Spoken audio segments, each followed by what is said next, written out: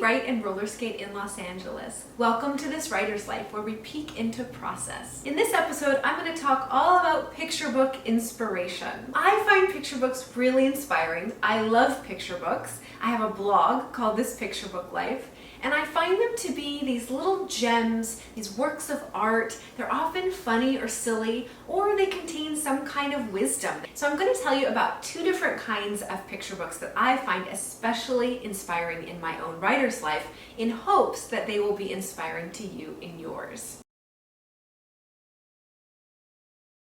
One of them is the kind that is about creativity or somehow applies to creativity in its own way. So I'm going to share with you some of my favorites, and maybe you have some as well that you could share in the comments. The first one is What Do You Do With an Idea?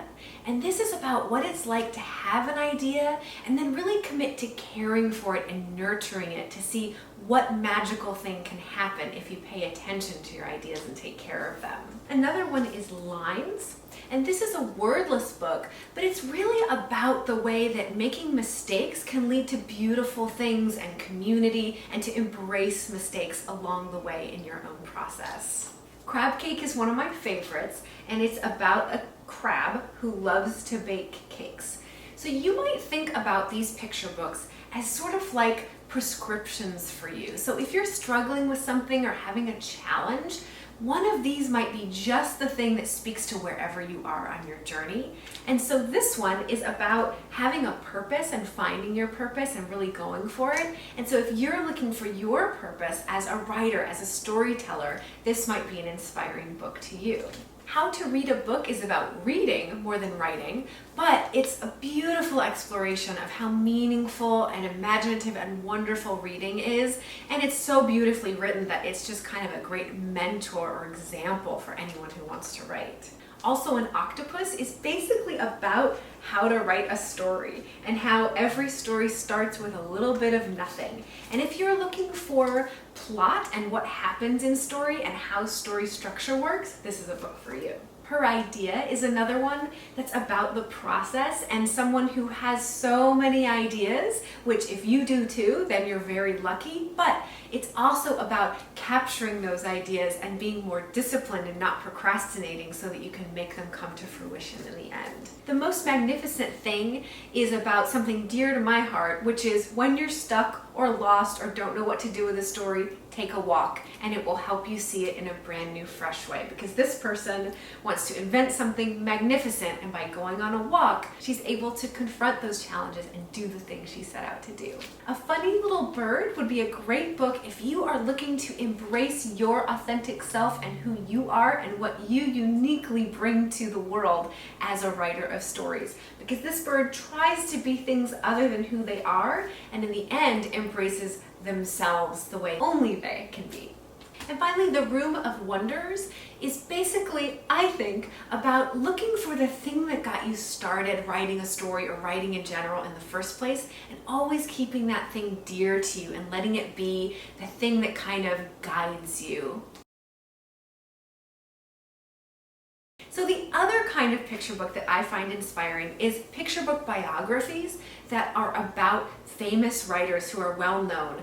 And I find those inspiring because they show me the obstacles they went through and overcome, or maybe I'm just inspired by their life and work, or maybe there's some part of their process that I think, oh, I want to emulate that and do that too. I'm going to give you a few picture book biographies about artists, but there are others that might inspire you about, say, a scientist or inventor, a teacher, or someone who was an activist who worked for social change. And something you can do is you can go to the library or your school library and see if they have any of these biographies. And then you can also see if there's one already written about someone you admire. And if not, even if there is, I encourage you to write and illustrate your own picture book biography. So here are a few wonderful biographies about writers and artists. This one is about the poet Gwendolyn Brooks. This one is about Don Quixote, called Miguel's Brave Knight. Here's one about Anna Pavlova, the dancer, called Swan. This one is called Josephine, about Josephine Baker. Mary, who wrote Frankenstein, is about the life of Mary Shelley. A Poem for Peter is about Jack Ezra Keats and how he came to write The Snowy Day and the little boy that he based it on.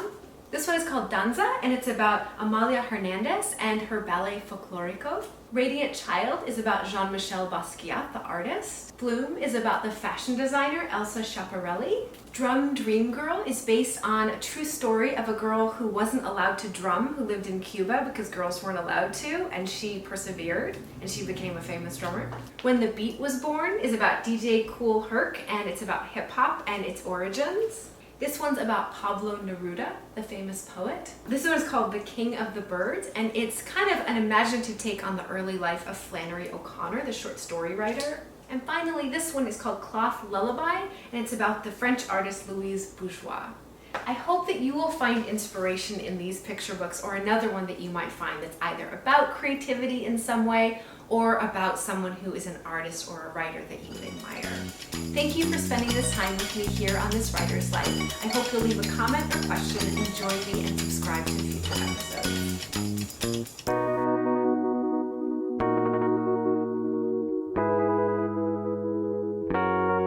Hi everyone, my name is Sofia Aguilar and I am a student at Sarah Lawrence College in New York City. I am a Latinx writer and I write short stories, poems, and currently working on a novel. So I'm very excited to be here on behalf of Danielle to talk to you about what I've learned from my creative process over the years.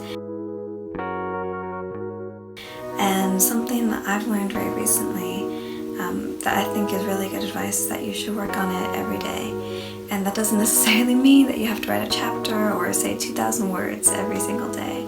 But what it does mean is living life and constantly thinking about your writing and your work and the stories that you want to tell. Recently I got a new writer's notebook. I've had several in the past few years. But inside here I write down everything that I'm thinking about stories, essentially. Sometimes I'll write down quotes that I find in books that I really like. I have tickets in here, maps, things that from my everyday life that inspire me, and eventually I will write down things that lines, characters from stories that I am writing currently. So I would recommend, just a very cheap notebook and a pencil, and that's really all you need. Just keep working on it every single day, even if it's for 5 minutes. That's like, sometimes 5 minutes is more beneficial than like 3 hours where you only type out, 2 sentences. But yeah, so good luck on all your writing, and I am rooting for you. You're all amazing, and I hope that this was a little bit helpful. You can check out all my details down below, and yeah, thank you for listening.